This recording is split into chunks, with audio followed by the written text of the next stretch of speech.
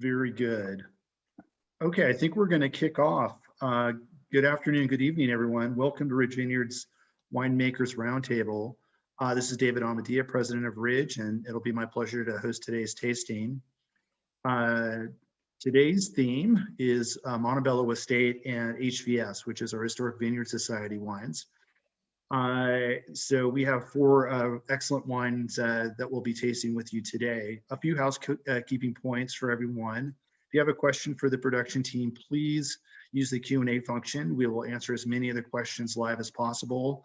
We really appreciate your questions, so feel free to send them through.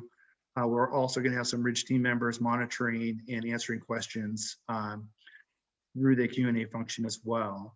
Also, feel free to use the chat function. That's a little more casual. Let us know where you're at, what you're drinking, how are things going, what your thoughts are. So feel free to chat away. That's also a lot of fun. This afternoon we'll be tasting and talking about four wines. So the wines in tasting order are the 2019 Estate Chardonnay, the 2018 Estate Cabernet, the 2018 Estate Merlot, and then the fourth and final wine is our HVS wine. That's the 2018 Klein Cabernet. So let me introduce our panel today. Let me start with David Gates. David is our Senior Vice President of Vineyard Operations and has been with Ridge since 1989. So I think we were calculating this morning. I think so.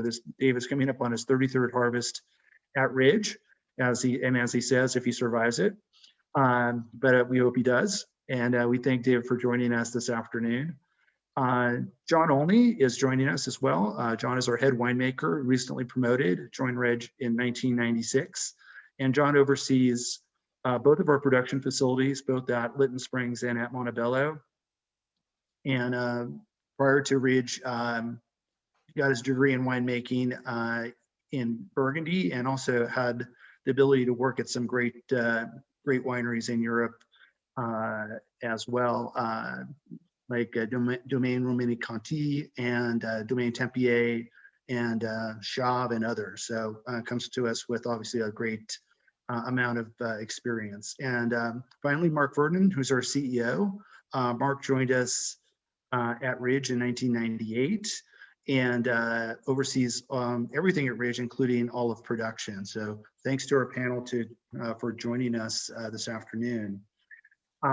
So why don't we jump right into the wines. And our first wine is the 2019 Estate Chardonnay, coming from our Montebello Vineyard, a wine that we've made since the beginning, like Montebello. Since 1962, we've made Chardonnay. So always a small part of our production, less than 3 or 4%, but a wine that's been part of Ridge for a long time. And maybe David will ask you to talk a little bit about Montebello, the estate, the Santa Cruz Mountains, and what makes this spot so unique and so special.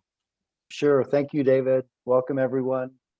So Santa Cruz Mountains, it's an awesome AVA, American viticultural area for Chardonnay. We think it makes some of the best Chardonnay in the state. It's kind of combines, there's enough coastal influence here that we still get the grapes plenty ripe, so you get all that California richness, but there's enough coastal influence and fog from the bay for us to, it basically keeps enough acidity in the wine, so it keeps it fresh and lively. And that's kind of one of the hallmarks of our Chardonnay. The grapes themselves kind of sit on mostly on the lower parcels of the Montebello Ridge, mostly east facing, so they get lots of morning sun, and they're usually right. Most of them are right in the fog belt, so they get a bit of fog in the summer months, which then burns off, so they get warm. But then that heat kind of goes away by the afternoon. The sun is already on the other side of the ridge, and there's a lot less heat that develops. And I think that's key to keeping that acidity fresh in the wine.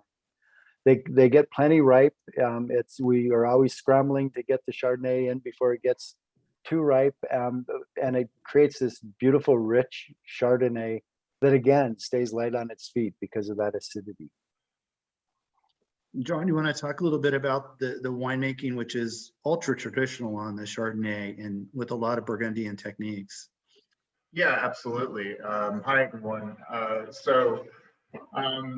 Yeah, it really all starts, coming from what David's doing in the vineyard. It sort of sounds simple, but if you plant the right grape in the right soil in the right microclimate, when the grapes come to the winery, as long as you pick them at the right ripeness, there's very little need to start adding this or trying to do anything sort of sleight of hand. So when the grapes come in, of course, they're hand harvested, and then we send them directly to the press as whole clusters, where they're pressed, and then they go to tank, where they stay overnight to settle. And then the morning after, we take them straight to barrel, and they are barrel fermented at a relatively cool temperature, so it's a very long fermentation. And we're stirring the lees pretty much from about November all the way through the following spring, when the wines sort of block by block, barrel by barrel, often complete their natural malolactic fermentation. So it's usually about this time of year. In fact, we're starting to look at the 2020s right now, when we begin to assess the different lots. And for Chardonnay in 2019, there were 10 different lots that we were looking at, most of them coming from the lower, the Klein part of the vineyard. And just looking for the blocks that are really the most typical for Montebello, and then blending those, sending them back to barrel. The 2019, actually, we used relatively small amount of new oak and used more 1-year oak to sort of temper the influence of the oak. And then the wine was taken back out of barrel just about, well, close to harvest, and bottled unfiltered. Yeah, I mean, we were talking a little bit earlier, Mark, about how this wine is sort of amazing in terms of, it's a full throttle Chardonnay, barrel fermented, 100% malolactic fermentation, time in oak. It has all this richness, but at the same time, for those people who are looking for a Chardonnay, like David said, that's light on its feet, it also sort of meets that mark also, because of the amazing acidity and the minerality in the wine. So, I mean, stylistically, this wine is kind of has something for everybody, doesn't it? No, absolutely. And I think, again, it's very reflective of the place where the grapes are grown. So, it is a bit cooler, especially we find some of the portions of the vineyards on Montebello, because Montebello is a mountainous area where we're growing grapes. And some of the hills and exposures are perhaps getting less sun. And so that's where we're going to plant the Chardonnay, as opposed to the Cabernet, who maybe wants a little bit more sunshine. So that's why we can actually grow Chardonnay at Montebello along with the Bordeaux varietals and get a good result. It's because of the fact that we've got these different exposures.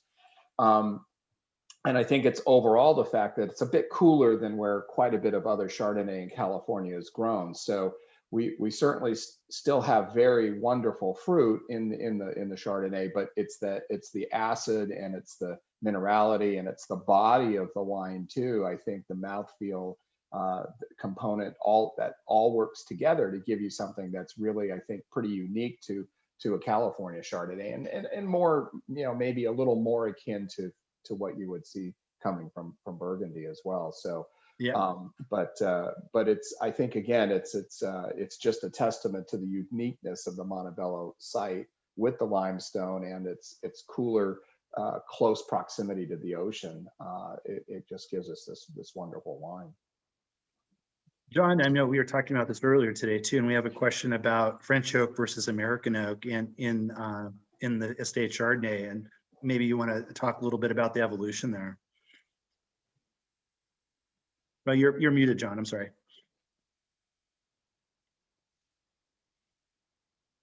Yeah, so definitely in terms of American oak, really, if you go back to the late 60s and the early 70s, it was formed out of the bourbon business initially, where selecting the oak is really not what you're after. It's more the charring of the inside of the barrel. And I think one of the many things that Paul Draper really brought to Ridge was his ability to work closely with coopers throughout the 70s to refine the selection of the wood, how the wood was treated, being dried outside for at least 2 years, and really finding more subtlety in American oak. And over the years, bit by bit, and especially I think when a lot of French companies came over to the United States and sort of brought their traditional craft to the cooperage business here, it really it raised the bar of quality. And the Chardonnay, interestingly, was the only wine for Ridge which we continue to use French oak in all the way through the 90s.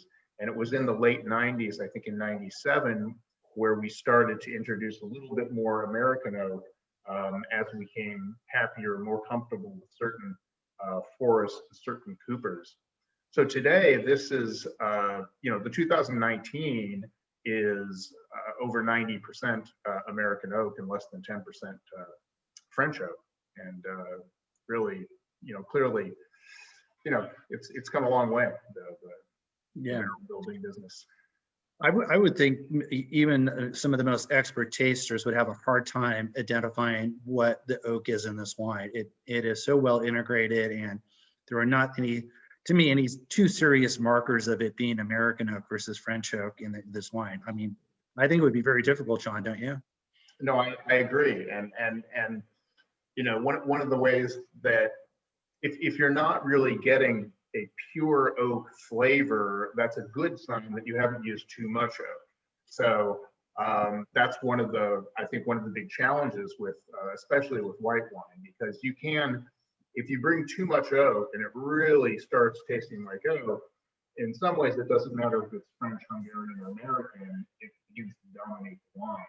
Yeah. So, but it is amazing just the way that it incorporates, I think, and integrates with our Chardonnay so well that it's pretty hard to pick out as American oak. And Chardonnay, in a lot of ways, is a bit of a blank canvas as a grape too, isn't it? I mean, the winemaker plays a big role in the making of Chardonnay versus other varieties, doesn't it?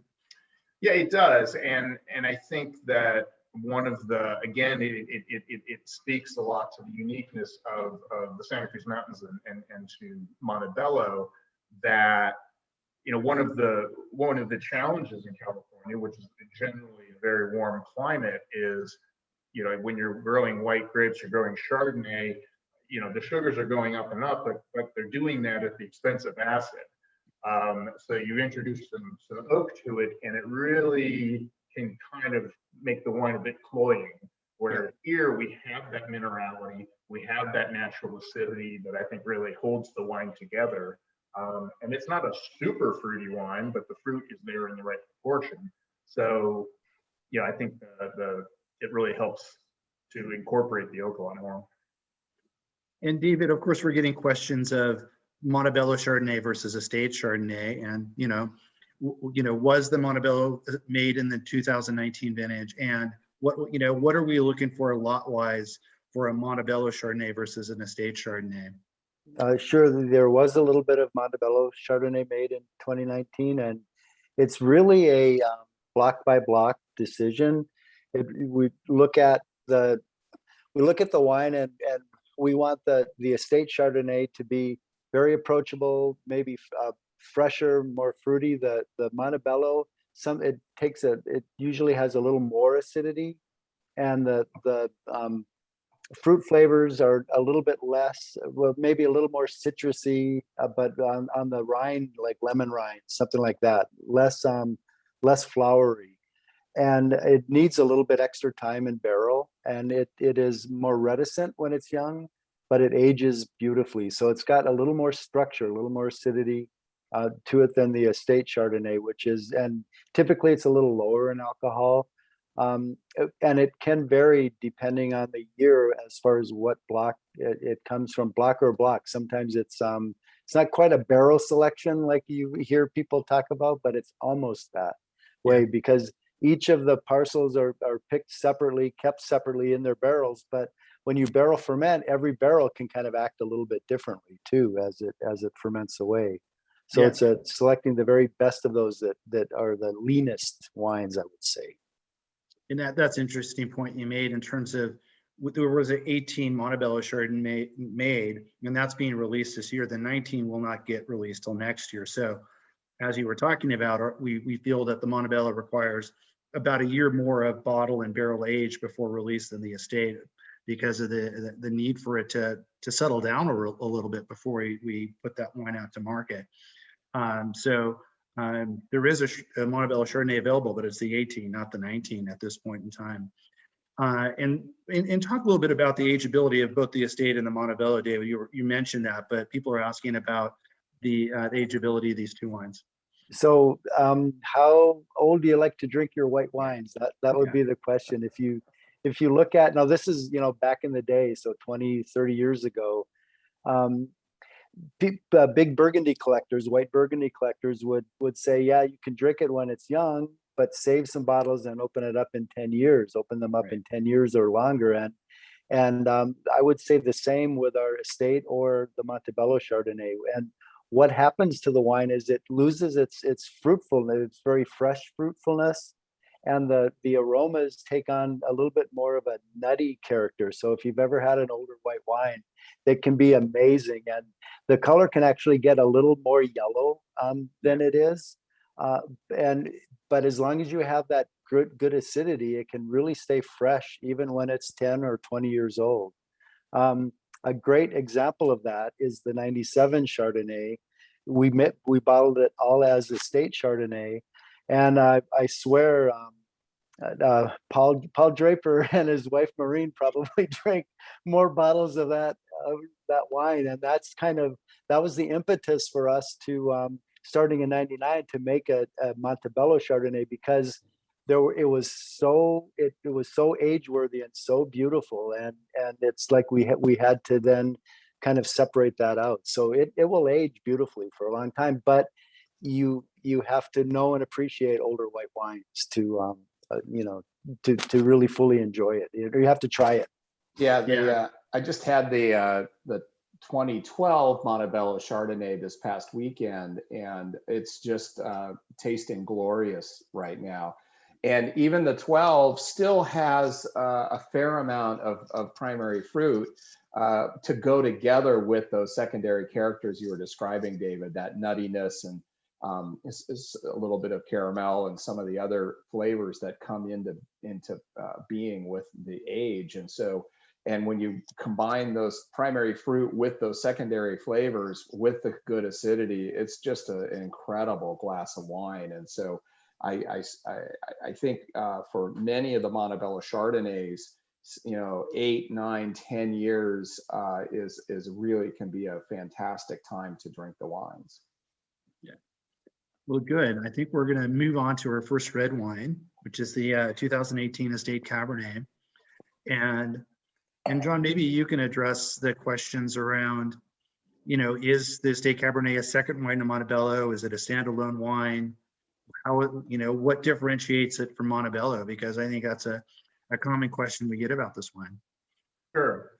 Well, I think that it's in a lot of ways it's similar to what David was describing with the Chardonnay. That is, but on a larger scale. We have about 12 total different Chardonnay blocks, but throughout the Montebello Vineyard, we'll have about 44 different different blocks on the red wine side. So the majority of that being Cabernet with a fair amount of Merlot blocks, and then some Petit Verdot and a very little bit of Cabernet Franc. But I think the most important thing to remember when talking about the Estate Cabernet and the Montebello is that both of these wines come from the same vineyard. A lot of times, especially if you're making kind of the comparison in Bordeaux, you'll be talking about a second wine, which could be an entirely different chateau in a different location, that is being made by the same winemaker or winery, but really is a completely different wine. So, and really this, the estate really gets down to the heart, I think, of winemaking at Ridge, which is, it really starts with the selection process. And so each year we're bringing in each block individually, and these could be very, these frequently are much less than a half an acre. There'll be a ton of grapes here. So we have all of these small fermentations going on. We ferment them out. They go through malolactic usually by the new year. And at that point, we'll sit down and we taste all of them blind. We know, of course, that they're Montebello, but we don't know which one's which. And having done this, having gone through that process for, decades, really, from the same vineyard, we began to see that certain blocks from certain parts of the vineyard tended to be a little bit more forward, a little broader on the palate, maybe slightly softer, whereas others, which were more frequently from higher elevations, tended to be a bit more tight-knit, austere, really built for aging. And those are the ones generally that we go into the Montebello. So that's really what makes the difference way.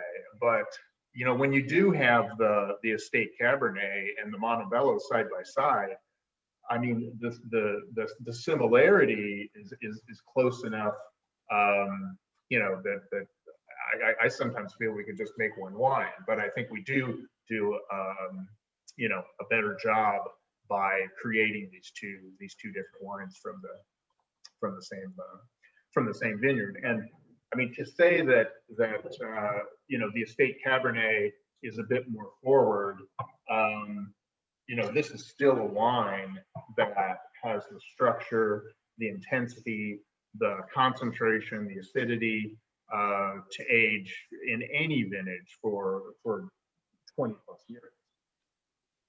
Yeah, it is, an amazing value in so many ways. David, in terms of John was describing how we've identified some of these lots that tend to be traditionally estate lots and some of the lots that are more traditionally Montebello lots. Is there any difference in the farming in terms of how you farm a traditional Montebello lot versus a traditional estate lot? Not really. I have always told the vineyard team that we farm everything to try to make Montebello, but what that means is we try to make sure that the vines are balanced. And what typically happens by that, I mean, there's just enough leaves to get the fruit ripe in a normal year. And there's not too much fruit and not enough leaves. There's not too many leaves and not enough fruit, because all those can lead to issues. And so we try to make sure that things are balanced in the vines. What typically happens is that the vines so you have to really kind of visualize that we're on a mountainside. There's hills and swales and whatnot as on the different blocks. And when the grapes were laid out and planted, they kind of went across all that. So we'll take one block that say it's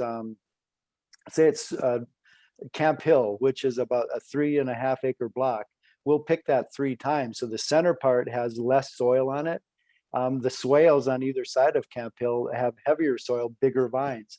Typically, those grapes growing in the swales will go into the estate, not every year. So I always like to say we have three pieces to the pie that becomes 2 pieces, Montebello and Estate Cabernet. And there are some blocks that every year are estate.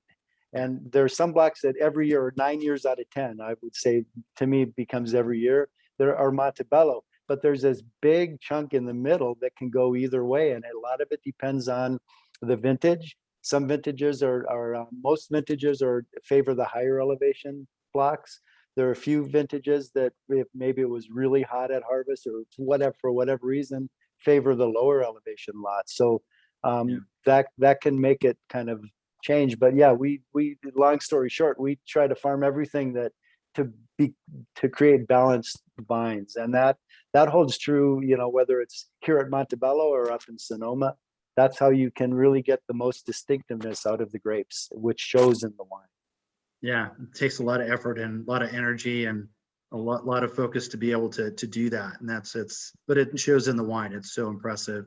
I mean, Mark, what both John and David were talking about were all these individual lots that we keep separate at Montebello. So, you know, I mean, what does a production facility at Montebello look like to be able to accommodate all, you know, all these press fractions and all these separate lots? It's a pretty unique production facility. Right, exactly. So, over the years, again, we've been able to really find a way to fit a lot of smaller tanks into the winery, kind of using every little nook and cranny possible to put yet another little tank in. Paul was a master of that, and you know, for the time while Eric was with us as well, he and I were constantly trying to figure out how we could fit as many of these little tanks all over the tank room as possible, building mezzanines and multiple levels. And it's a very unique place in terms of the layout. But the whole point is that we have a lot of small tanks, but also they're not all exactly the same size. So we like to have a variety of tanks. Because again, as David was describing, on any given day, the quantity of fruit that we may pick is going to be determined by a lot of different factors in terms of which grapes are really getting the right, you know, at the perfect ripeness for when we want to harvest. So it's you know, the winery is really set up to be able to pick a certain amount of grapes every day and put those into their own separate tank and create their own separate fermentation. And the thing again about Montebello is, because it's not a big flat vineyard in a valley, pretty much all those grapes are going to get ripe at the same time. You're probably going to you could pick hundreds of acres essentially at the same time. Montebello, because it's spread out all over this mountain with different aspects and different elevations, the grapes ripen a little bit differently at each location, and as David described, even within a block because of the different soil conditions. So that's why we're sort of set up to pick a small amount of fruit every day, and even within that, separate that into different lots. And then I think the real important part is, you know, both John and David were describing, is that we then taste all those lots continuously to really come to the conclusion of, you know, which ones are most like Montebello and which ones are most like Estate, and assemble each of those wines really based completely on taste. Yes, we have a few biases. We know certain blocks, as David said, can give us Montebello almost all the time, and some almost always give us Estate. But we do the tasting blind to try to not let those biases affect our actual decision making on which lots will end up going into which wine. So, and there's always fun guessing around the table when you're tasting blind. Oh, I know that's got to be Camp Hill. Maybe it actually wasn't. So, but that's always the very interesting part of doing the work, is to taste blind and continuously taste blind to make the decisions on which lots will go into which wine. And I think you know, that's how we can get the kind of consistency over time with the character of both Montebello and the Estate, is that each year we always have a lot of lots to work with, and depending on what nature did for us, we can, you know, some may go in one or the other at any given time. So John, one last question on the Estate. I mean, like Montebello, it's not 100% Cabernet. It is a blend. We grow the 4 different Bordeaux varieties at Montebello. Both the wines are always majority Cabernet, but maybe talk about what the other varietals bring to the blend, and how do they bring what do they bring to the party, the other varieties? Sure. I mean, that's actually it's probably a good segue into one of the next wines here, which is a Merlot. Yeah. So Merlot, you know, after Cabernet, Merlot is the next most important varietal, and What's interesting about Merlots is generally in a Bordeaux blend, it's a grape which brings a little more roundness to the wine, sort of softens the Cabernet. And I think to a certain extent it does bring that for us, but you know, the Merlots on the mountain are not insignificant wines. I mean, they have a lot of structure, a lot of color, a lot of tannin, and yeah. So, but anyhow, that roundness for me, there's also sort of a really nice kind of an herbal quality. So in terms of the aromas and the complexity of the flavors, I think it you know, it gives extra dimension to the flavor profile of the wine. And then, you know, when you talk about Petit Verdot, Petit Verdot is a very unique grape. It is a, you know, when you're talking about a grape which is in the company of Cabernet Sauvignon and Merlot, and you consider that Petit Verdot has even more color and tannin, it is a very concentrated grape. So, and that's why a little bit goes a long way, but it really can bring this kind of a peppery note to the wine, and I think really helps to solidify the overall structure of the wine. It's not something that we're able to ripen in every year. David can speak to that a little bit. It's not the easiest grape to grow, but when we can get it ripe, it's a great addition. So Good. And maybe we'll handle a couple of these questions that have popped up, Mark, that are not necessarily specific to the wines we're tasting, but you know, there's been a question about Eric Bahar's departure from Ridge, and you know, what potential impact that may or may not have on Ridge and the wines moving forward. Sure. Yeah. So yeah, it's sad for us to lose Eric. He'd been with Ridge for a long time, as John has been, and David Gates is actually the longest of the trio of people running our production. But Eric got the itch to go make wine in Napa, so we wish him all the best. I think he's got himself a very interesting project to work on there. But really, our goal at Ridge is to maintain a consistent production of wine in a style that was really, in a sense, started by the founding families of Ridge. And the original winemaker for Ridge was Dave Benyon, and it was him and his partners that launched Ridge back in the early 1960s.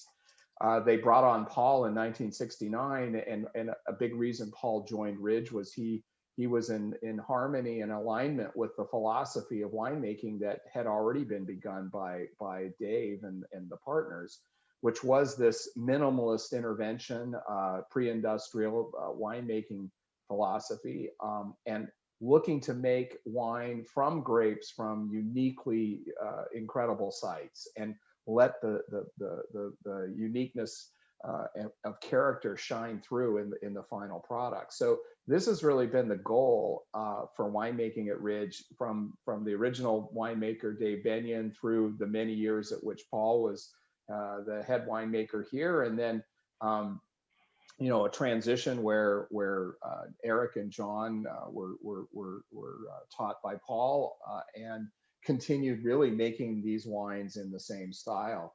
And so our goal is, with John now actually overseeing both wineries, we're in the process of bringing up the next generation of winemakers at Ridge, and it's all about continuing the consistency of wine that we have really been known for from the beginning, all the way back to those early 1960s Montebellos and some of those Zinfandels. Hopefully you'll see us continue producing wines of equal quality and character. Yeah, thanks for that, Mark. Yeah, I mean, I think the points you made are so important, that we have such an established set of values and philosophy in terms of how we grow grapes and how we make wine. And Paul bought into that 50 plus years ago, and David bought into that 33 years ago, and John bought into that 25 years ago, and they've sort of worked with Paul for so many years. And it's really about continuing on those beliefs and those traditions. And I know that John and David believe deeply in those. So I think, yeah, we're in excellent hands So another tough question or interesting question that's not directly related, John, that I wanted you to tackle was the impact of smoke on the 2020 vintage and what we've seen with that. Clearly it was a little bit different in 2020. We had experienced wildfires before, but they were always at the tail end of harvest towards September, October, and we were generally done picking by then. But this happened at the beginning, so it was a new experience for us and a lot of learning, right? Yeah, absolutely. I mean, it was a surprise from the start because this was a result of fires that started suddenly, primarily by lightning strikes, and of course, unfortunately, occurred in many places throughout California. And it really, like David said, it was. We hadn't experienced this before. We'd experienced fires which come when the offshore winds start, usually, maybe at the end of October into November, when all the grapes are picked. But here we had grapes that were still on the vine. And I think the first thing that we learned was how incredibly complex the issue really is. For example, it affects different varietals slightly different. The amount, sometimes even the type of smoke exposure can be a factor. But the most important thing, obviously, was where your vineyards were in relationship to the fire in terms of, the prevailing winds.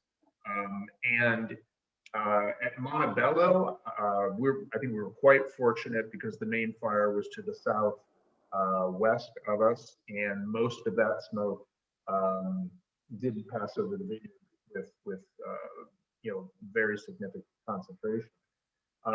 It was a bigger challenge, definitely, up in Sonoma, where there were multiple fires. A lot of the smoke sort of hung around, especially in the valley areas, and there were a few vineyards that we either weren't able to pick or we just weren't able to use the wine.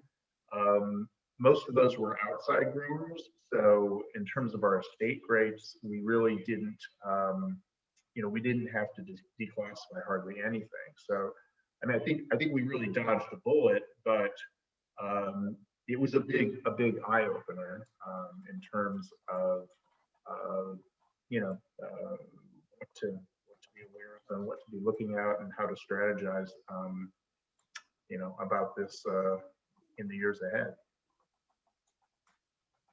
Yeah, thank you, John. I mean, clearly climate change is having a big impact on the wine industry in California between wildfires, drought, and other factors. So, we're having to adjust and adjust our thinking, adjusting our practices to adjust to the reality or the new reality for sure. But we also are feeling very lucky. We know that a lot of our compatriots up in the Calistoga area in particular in Napa Valley lost their entire crop. So we're feeling pretty fortunate that, we've had to declassify a few lots because of a smoke impact, but for the most part, we've done pretty well through the 20 harvest, everything considered, right?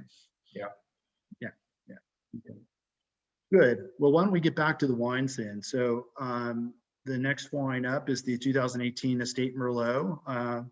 This was a wine for several years we released to the US market, but the quantities have gotten smaller and smaller, and now it's basically just a retail item and only available mostly for those people that are part of the Montebello Estate program. But it's nice to see a 100% Merlot and what that looks like coming off of Montebello. David, maybe you want to talk about, some of the differences in the farming of Merlot versus Cabernet, for example, and how it varies.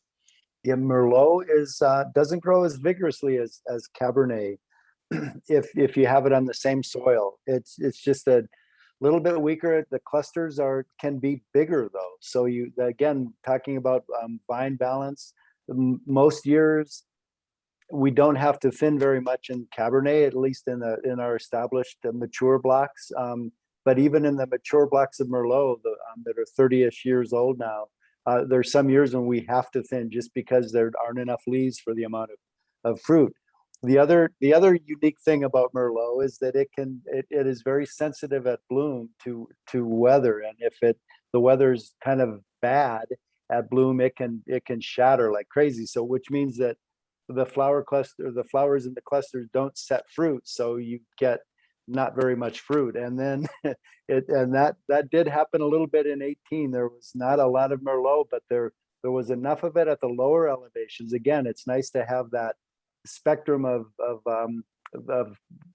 vineyard blocks spread from 1,300 feet to 2,650 feet, so that if the weather's a little bit bad at bloom, it was all coming off the coast, so the upper vineyards got hammered by it. The Merlot, we barely picked anything off our oldest Merlot at the very top of the mountain, but the Merlot blocks at the bottom of the mountain, they were more sheltered and they set very well. So that's where this wine came from.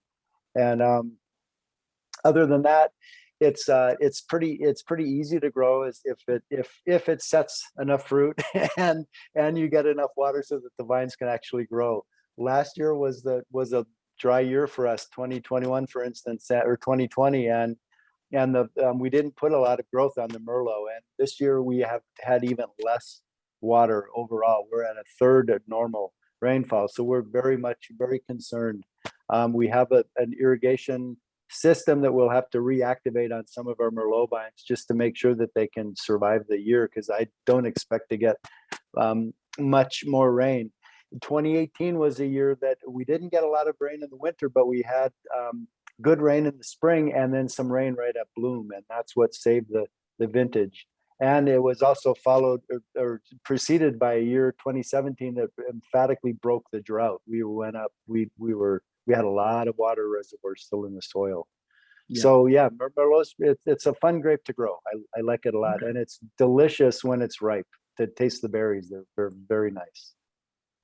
John, for me, the comparison stylistically of this wine is similar to the Chardonnay in terms of there's quite a bit of Merlot grown in California, but most of it is soft and plummy and very low in tannin, and kind of not very interesting. But this wine is got acidity and structure and bright fruit. It's so different. And here again, I think a lot of people would have a hard time identifying this as Merlot and tasting it blind, I would think.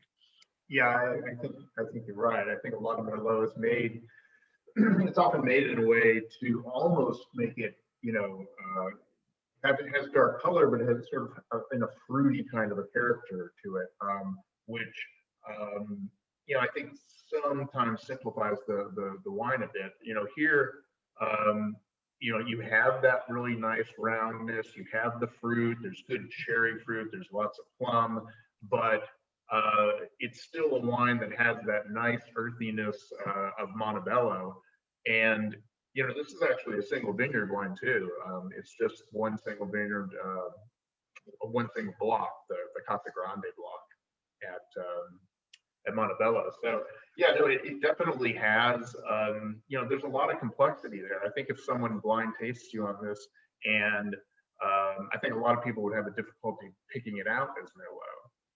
Really, it has that structure, it has that tannic backbone, but at the same time, I think it's a little more approachable than, for example, even the Estate Cabernet, which has got all that extra tannin from the Cabernet.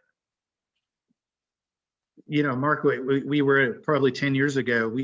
It'd be hard to imagine we were having a discussion about we might need to plant more Merlot, but we've kind of gotten to that point, haven't we? It's interesting how it's changed over time. Full circle, right? Yeah. So but maybe you want to talk a little bit about development at Montebello in terms of these wines are in such high demand, and we internationally and domestically, and maybe give some people some hope about some of the new plantings that have been going on at Montebello and what the future looks like.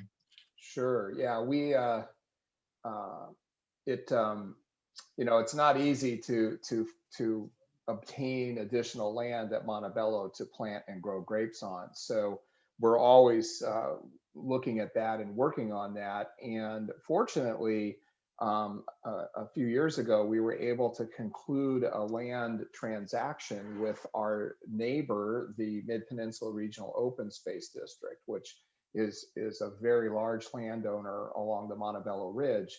And so we were able to exchange some land, give them some land that was really not so suitable for grape growing, but was scenically important. Some really beautiful outcroppings and ridges and rock formations and all kinds of, other interesting features that they really sort of coveted to add to, to the parkland. And in exchange for that, they had some land that actually had historically been planted to vineyards. So it wasn't, the land was not in its original natural state. It actually had been farmed in the past. And in fact, you could still walk that land and find the original redwood stakes that were used to stake the vines. And so, so they were willing to exchange land that had already been used as vineyard land in the past, and in exchange for the scenic land that we had. And so that was, and then another part of our deal was we preserve certain lands that Ridge owns that will always be kept as vineyards into the future and not be developed in other ways. And that was part of the transaction as well. So as a result of that, we gained additional, 30 to 40 acres of really good vineyard land that we can plant. And so we agreed with the open space district that we would do it a step at a time. So we couldn't just go out and plant all of it all at once.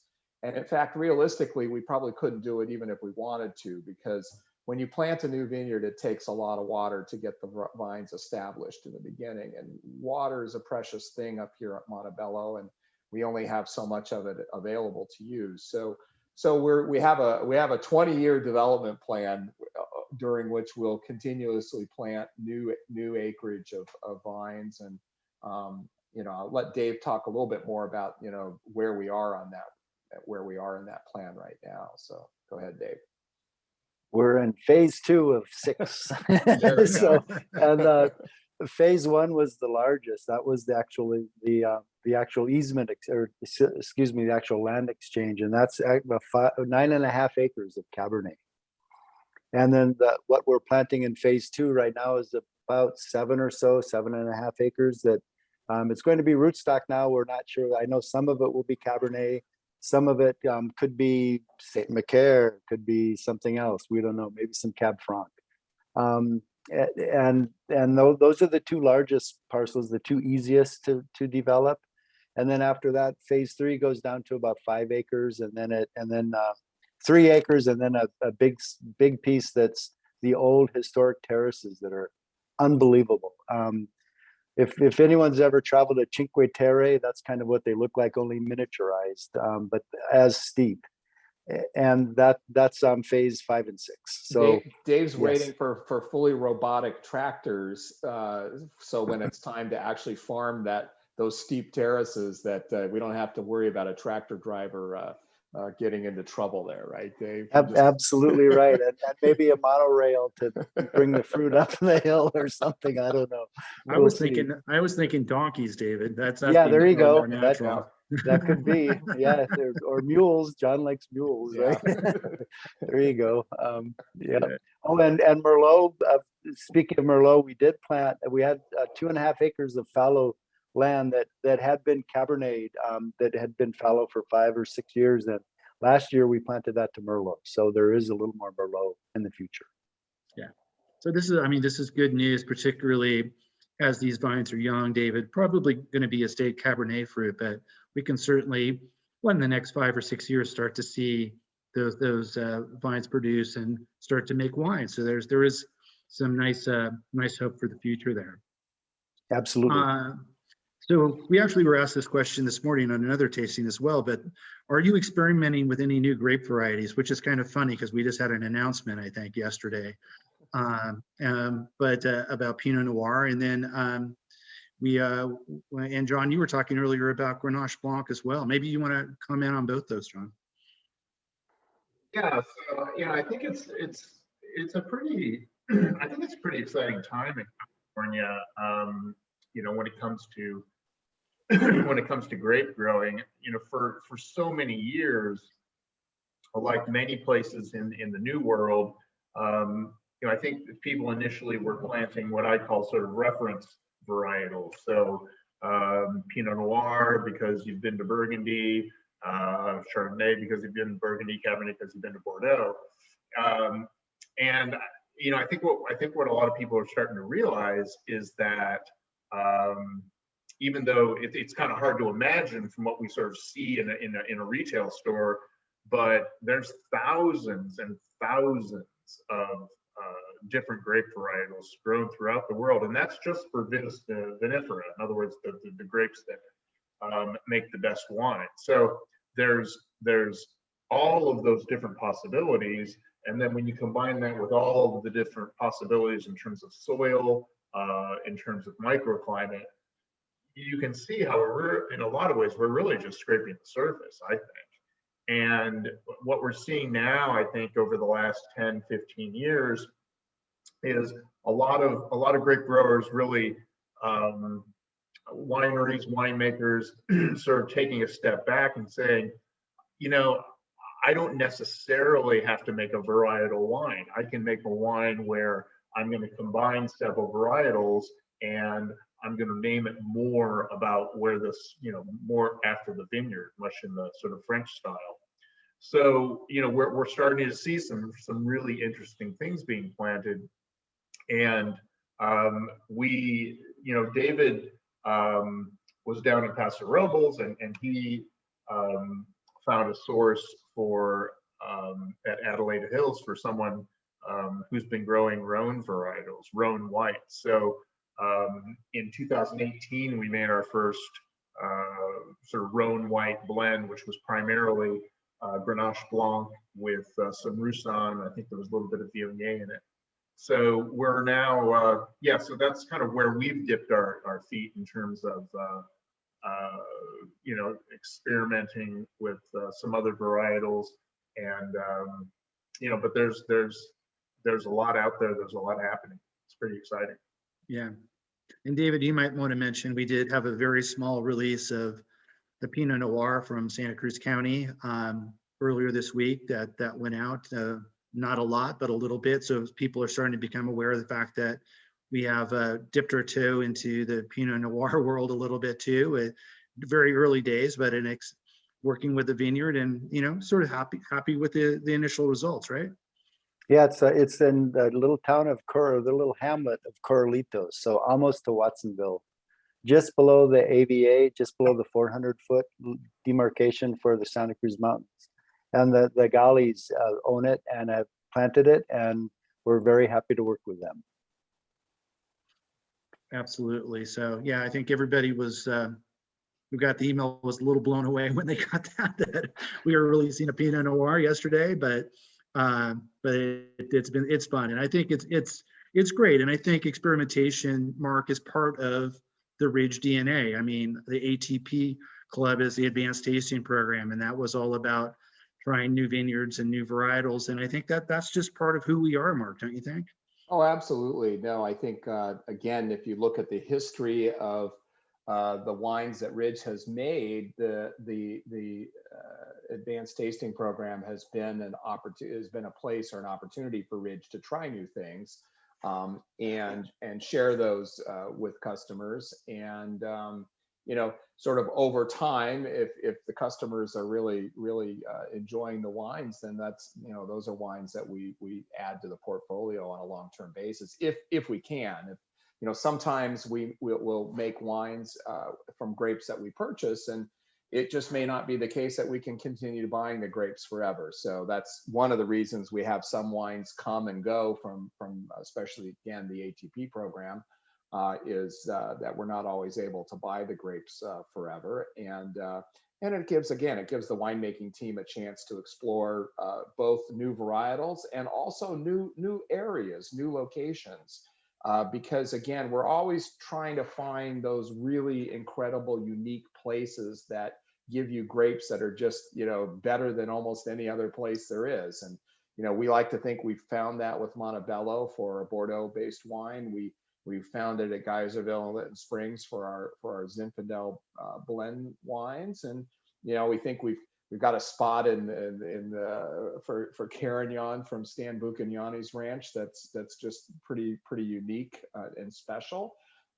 We've only been making it for a few vintages, but I think the Adelaida vineyard down in Paso Robles, where we're getting these white Rhone grapes, I think it's just a phenomenal location for those varietals. And I think even though we just, that was an experiment, I think already we're feeling like that's going to be a winner. And I think it's going to be something we're going to stick with for some time, because the wines have been terrific and we've had a really good response to them. So so I think that's just a natural part of who we are, and we'll keep doing that. Pinot Noir is a big world, a lot of different things to do there, and we'll be taking it slow and easy and taking our time with that, but it's something fun. So, and we hope customers enjoy it. Thanks for that, Mark. I think before we run out of time, I want to get to our fourth wine, which the Klein Cabernet, the 2018. And Murphy, if I can ask you to maybe throw that slide up of the Montebello showing the 4 different historic vineyards, historic wineries. And Mark, maybe I can ask you to talk a little bit about Pierre Klein and the history of this site as we begin to taste the wine. Sure. So the Klein Vineyard is really the part of it is the lowest elevation that we farm, but it does run up towards the higher part of the vineyard as well. You can see it from the illustration. So Pierre Klein was a Frenchman who came from the Alsace region of France to California in the late 1800s. And what's interesting about him is that he's actually the first person to plant Cabernet and the Bordeaux varietals on Montebello Ridge. Most of the other grapes grown on the ridge at that time were Zinfandel and its associated varietals. So, but Pierre Klein, having come from France, he really thought Montebello was well suited for Cabernet, and he planted and grew the fruit and also made the wine. And in fact, his wine was so successful that he took it back to France and won a gold medal in the Paris Exposition of 1900. And so that really kind of was what first alerted a lot of people to the fact that you could really make some terrific Cabernet at this location at Montebello. Unfortunately for him, ultimately his vineyard died from phylloxera, and he was so despondent after that he never replanted it himself, and in fact it sort of all fell into disrepair. The current owners, the Schwabacher family, which bought the property some time ago and named it Jimsomere, then were the ones that actually redeveloped and replanted the vineyards in close conjunction with Ridge, and started first farming and selling fruit to Ridge, and then ultimately letting Ridge lease the property and making it part of our estate. So that's a little bit of the history. Pierre Klein was he actually lived most of his life in the city of Mountain View and was even a city councilman there. His granddaughter was a long-term teacher, and in fact was recognized. To this day, there is a park in the city of Mountain View called Klein Park, which was named after Pierre Klein's granddaughter. So it's quite the history in the valley, as well as his contribution to winemaking and letting the world know about great Cabernet at Montebello. And David, do you want to comment a little bit about the 3 other historic vineyard wineries that are on the mountain, and a bit of their history as well? Sure. So going up the hill from Pierre Klein's was the Roustan family. So they bought this beautiful little ranch back, right before the earthquake. No, even before that, like 1902, I think they bought it. And right before the 06 earthquake, a big fire came across Montebello, and they got it for a song. They didn't have to pay very much money for it. It had no water, or very little water, and nothing really planted on it. A fire went through just before the earthquake, which is how they got it so cheap. And one really cool thing, because it happened to us after the Loma Prieta earthquake in '89, but after the big earthquake in 1906, all of a sudden a bunch of springs came up on the Rooston Ranch. So all of a sudden he had water. So the family planted vineyards and started a winery. The same thing happened to us in '89. Our wells yielded probably 20-25% more water after that earthquake. So crazy. But so he started a winery, and that went until, I think the late '60s or mid '60s, when the surviving son, Charlie Rooston, who was an old curmudgeon, even when he was a younger man, got sick of paying taxes to the government. And when the revenue service came up and said he had to cement the bottom of his winery, he broke all the wine. This is the way the story goes. Got rid of all the wine and chased them off the mountain, or maybe in the opposite order there. But he got out of the wine business. And so we were able to make a lease on that ranch when his a person that had been boarding horses with him, Lois Ortman, was inherited the ranch after Charlie died in 1991. The Torrey property was an old family that before Prohibition had a winery that did not survive Prohibition. And of course, everybody, we know about Oseo Peroni, who started Montebello Winery all the way at the top of Montebello, where our production facility is now. I should say that the Torrey Winery is home to our tasting room. That's the location of the Torrey wine. Yeah, it was really the first property that the Ridge Partners purchased.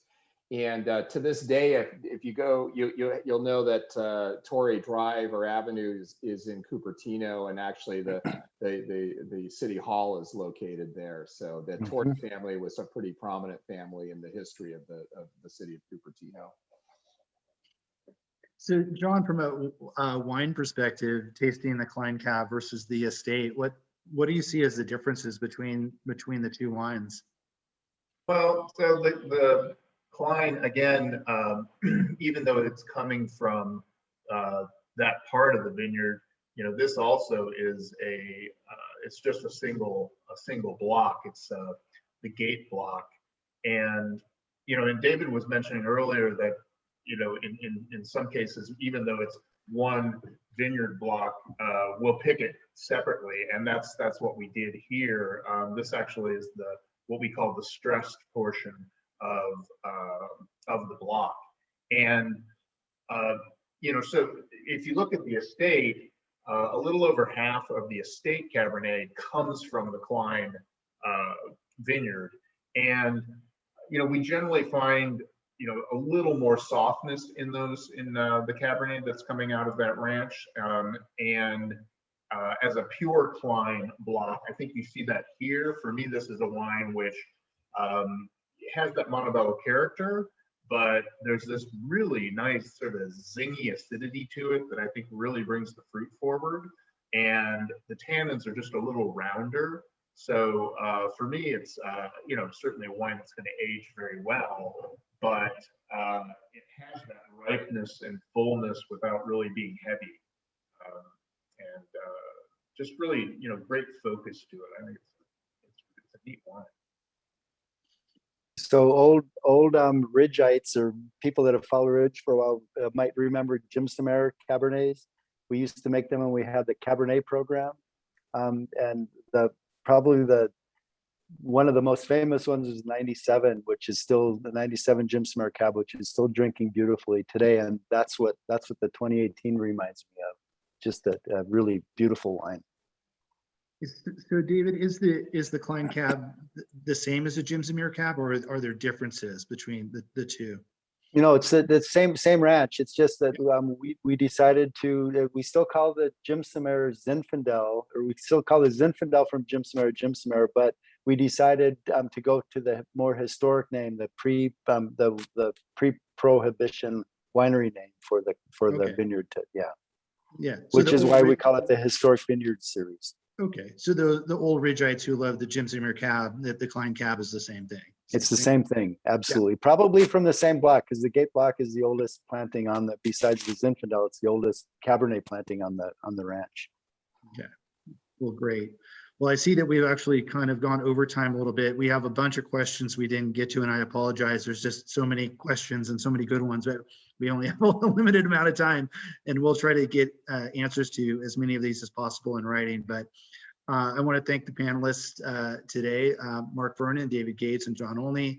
And most of all, I want to thank the audience for joining us for the tasting. Hopefully you guys learned a little bit and enjoyed the wines. And look forward to seeing you at our next winemaker roundtable, which will be coming up, I'm sure, in the next couple of weeks. So keep checking your emails. All right. Thanks, everybody, and have a good evening, good afternoon. Appreciate it. Thanks, everyone. Cheers.